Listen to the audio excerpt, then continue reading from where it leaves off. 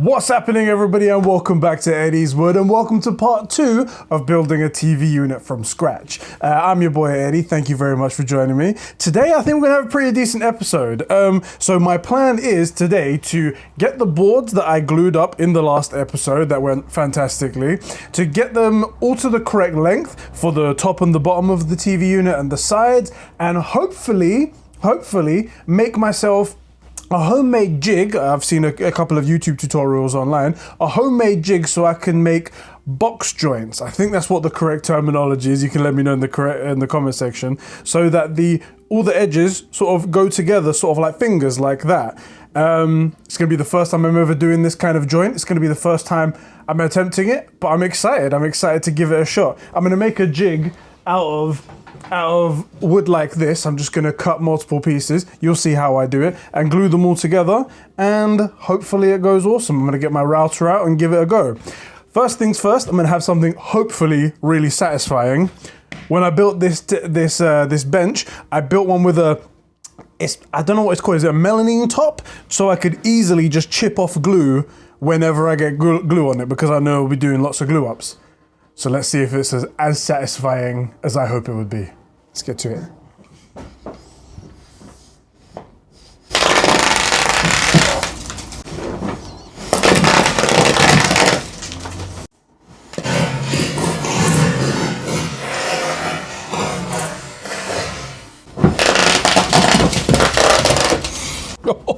That was satisfying. Oh boy, that was good.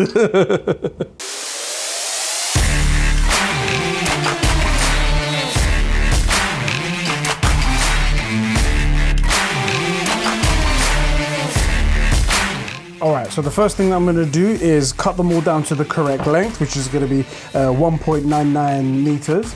And I'm going to square off all of the sides so they're all perfectly square, so they're ready for when I can do my box joints and stuff like that. Let's get to it.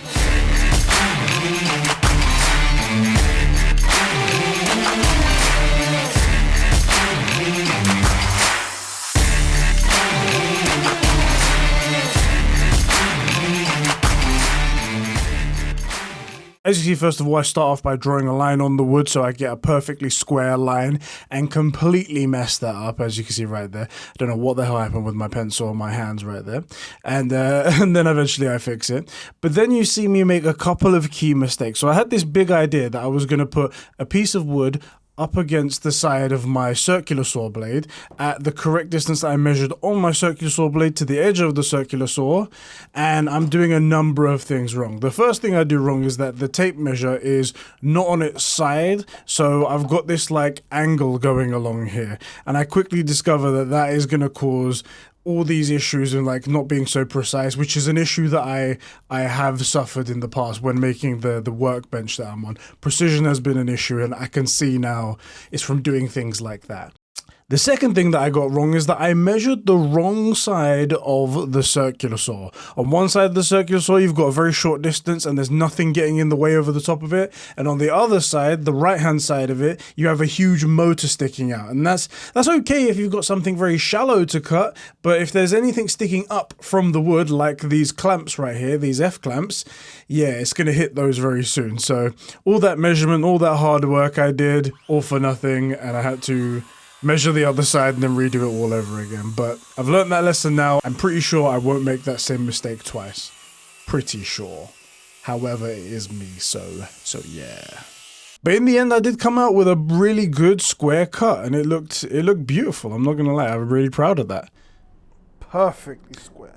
Then I did the exact same thing on the other side, this time not making the same mistake, and actually using the dust extractor this time, so there'd be a lot less sawdust going all over the place. Look at me being all professional and everything like that.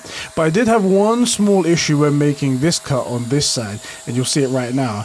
It struggles a little bit on me, and eventually, yeah, the wood actually stops the blade in its tracks. It was a weird thing that I didn't know could happen, especially to wood like in this way that's been glued, but the back of the wood was essentially pinching the saw blade, and it wouldn't turn anymore. I thought I was in a bit of a bind, and I was like, how am I going to do this? Shall I open up the blade and cut that way? But then I just thought to myself, why don't I just go again along the same guide? The good side of the wood will still be that same line, and I will just cut through the scrap wood that's pinching on the blade, and it will cut through, which I did do, and that solved that problem quite well right there. So yeah, small problem, and I did panic a little bit, but I got through it. All right, let's check this out. Oh. Perfect. The satisfaction of getting a perfect square cut. Look at that. Perfect. It's coming along so well.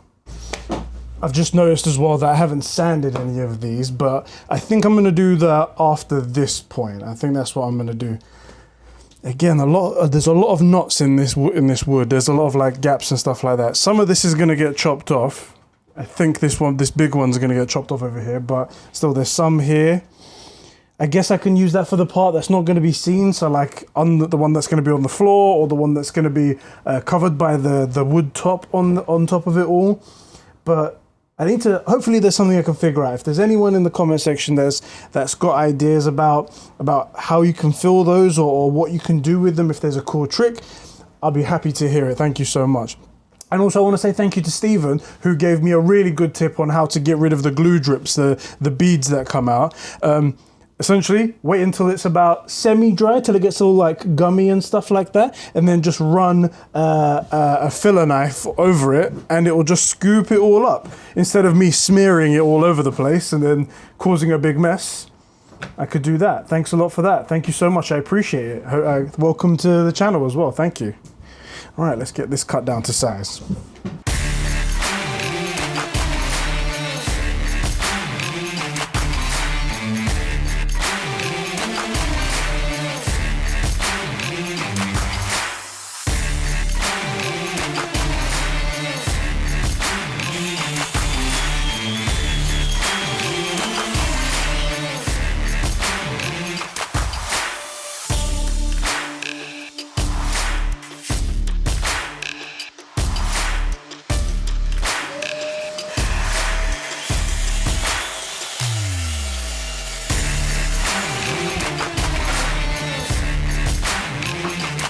Oh,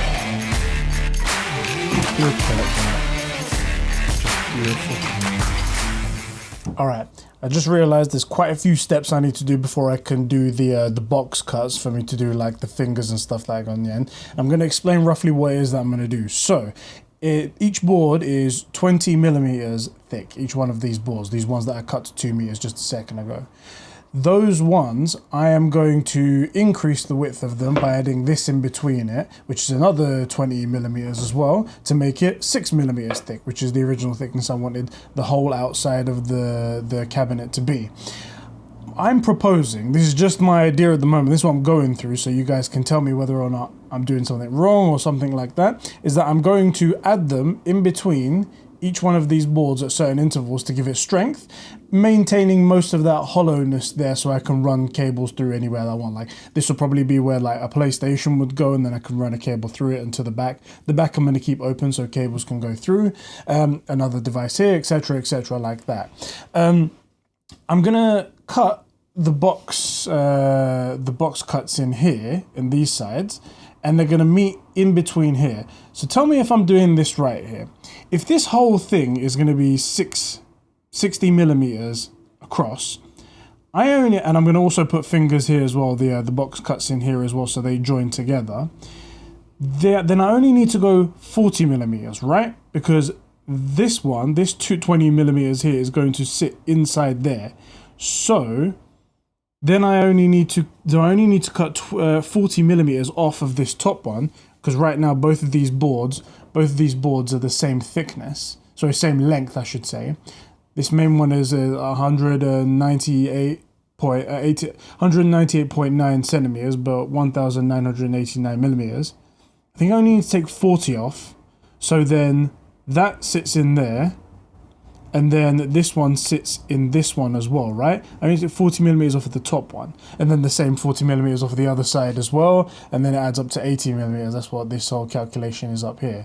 That's what I've got for the number for the length of the top one.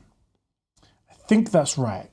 But if there's anywhere that I'm going to fail, this is probably going to be it. Let's hope this works. Okay, the next thing that I was going to do was essentially pick what side of the board I wanted to be on which side. So which one I wanted to be like on the inside of the cabinet, which part I wanted to be on the inside of the hollow gap, and which side I want to be facing outwards that people can see. Majority of it is going to be, majority of the big boards anyway, are going to be covered up, as I said, from the top, the wood top that I'm going to put on there, and it's going to be sitting on the floor. So there's that.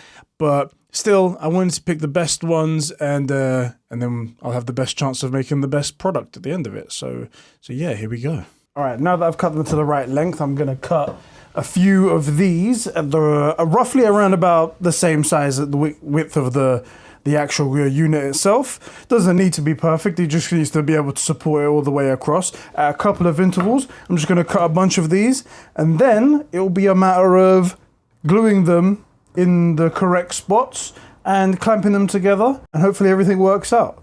All right, let's do that.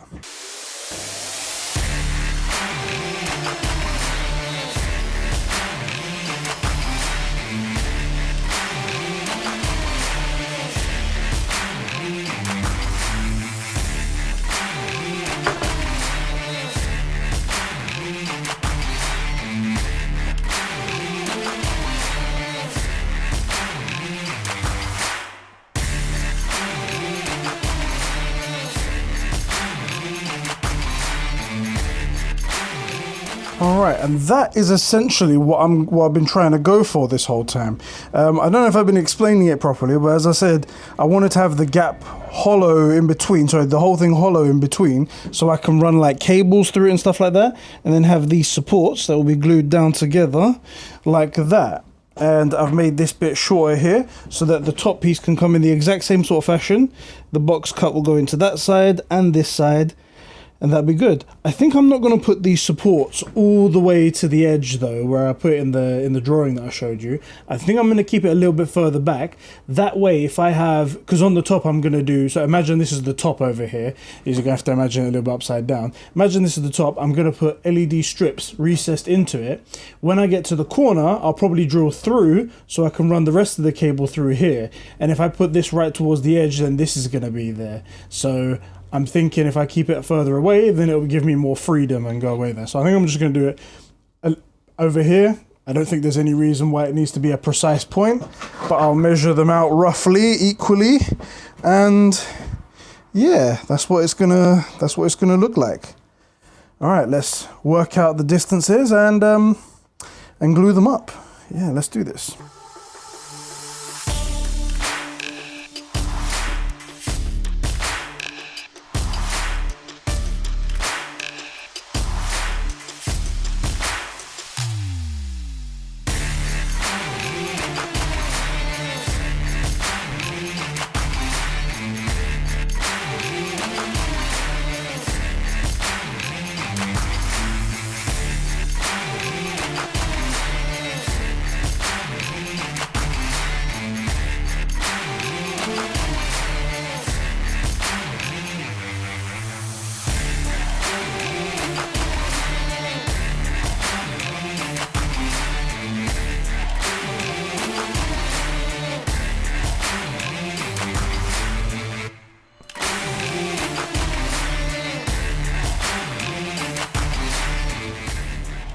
Oh boy, they're slipping. They're slipping all over the place. I think my bench isn't exactly 100% level, so it's like slipping this way because the glue is all slippery. Let's push it down just a little bit, get some of that glue out, and it should be all right. Yeah, as I mentioned, this next step was a little bit finicky. It wasn't impossible, but trying to keep each of the edges square while the slipperiness of the glue was pushing everything around, and when you're putting pressure on those clamps, it does like pull the wood a little bit if you're not holding it 100% parallel. Even then, it still pulls it. So it was a bit finicky, but it wasn't impossible. Just put a little bit of time and effort into it, and then I got these beautiful squared and beautiful parallel woods, boards, and yeah, I'm quite proud with how it turned out. Yeah, these quick grips, they pull at the wood, so it takes it off of square, which is really freaking annoying, you know. Let's see if we can get couple more clamps on this one.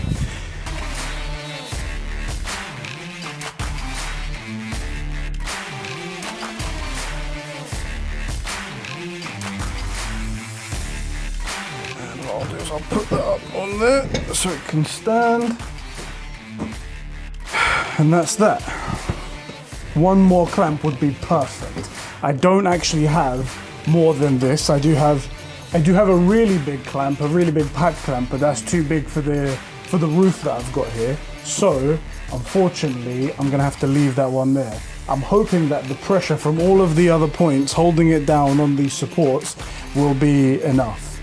It's literally just one point over here would be so good. I'll show you guys properly on the camera. It would be so good for me to get one more just over there to clamp that last piece, but I'm hoping that the pressure of all of these will keep it held together. It looks pretty good. Everything is all square. I'm all very happy with it. Looking beautiful there. I'm pretty damn happy. I think I'm pretty good here. I'm just gonna go around, measure everything one more time, but I think I'm pretty good. I only needed 40 millimeters and I did 41 millimeters on each side because I know when you're making box cuts, you can take a little bit off of the edge that sticks out or something like that, which is fine. Yeah, this should be pretty good. Everything is looking great. Once this is dry, I'll just do this again for the top bit and we'll be golden. Alright guys, it is the end of the day. As you guys can see, it's all dark out there now, but I did make some progress. Not as much progress as I wanted to. I was hoping to have gotten the sanding done and even do like the box joints on the box cuts on the things over here, but I didn't get that far. I did glue everything together in the exact way that I wanted. I hope I explained it correctly, but as you can see here, this is the kind of thing that I was going for. 60 millimeters across here and with a gap in the middle. It's still going to be strong as hell, still going to be basically solid wood, but it's got that gap so I can run cables and stuff in there. I've done the sides. This is going to be one of the sides, and then the other bit will come into it like that over there, and hopefully all the box cuts will like join in together nicely. I am dreading cutting that, by the way, because all it takes is for me to cut it wrong, and then they won't line up together, and then the whole thing's screwed up, and I'm done. But this is all learning process, and that's what I'm trying to do here. There did come up with one issue that I don't know how to solve. Maybe you guys can help me out with it.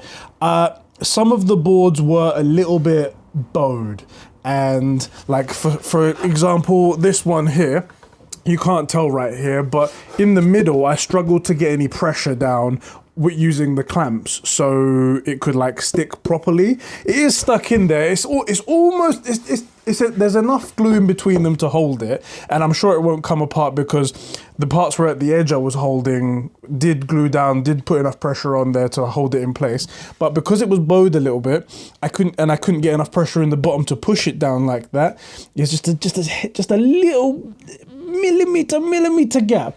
Obviously that's filled with glue and stuff like that, and it won't come off, but just me knowing about it is kind of annoying, and I'd like to know how to solve that problem. So if anybody knows about how to solve that problem, let me know in the comment section. I'll try and do that for future projects and things like that. But I am done. I mean, I've got the top and the bottom done here, as you can see, and I've got the two side bits. I'll be doing a similar sort of thing like this for the center dividers for the three compartments they're going to be there. But yeah, in the next part, I'll probably be sanding down and then doing the box cuts on these. And yeah, we can get to see some of that. I hope you guys are enjoying this so far. I'm enjoying myself making this. It's been a long time since I had this idea to do this project. In fact, that was the original idea with me starting whole woodworking and whatnot, and I built this bench first. So yeah, I'm really excited. Thank you for joining me, and thank you for all your suggestions and stuff like that. Thank you for the likes and the comments and subscribing, and I'll catch you guys all in the next one. All right, have a good one. Bye.